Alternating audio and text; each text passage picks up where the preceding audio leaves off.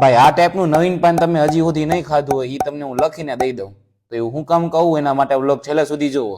તો મિત્રો હવારમાં મને કોઈ વાતે જાગવાનું મન નતું થતું. થોડીક જ વારમાં છૂટી હાવેણી આવી ને એટલે હું તૈયાર થઈને નીકળી ગયો કોલેજ બાજુ. હું કોલેજો પોગી ગયો પછી મને ખબર ન પડી કે મેં ભણી કે સર્કસ જોઈ. એટલે સાચું કહું હું ખોટું નથી બોલતો. આ જોઈને ઈ જ લાગે કે હું સર્કસમાં આવી ગયો. ઓહે જોવો મેદાન મારીને આવ્યો અમને બીજી બાજુ આમ ફટ પૂગી ગયા. આર્યન પછી ડાયરેક્ટ વારી એવી મારી. આમ મારામાં તો જોવો હાવ પાતળું પણ તો ભાઈ જ છે ને.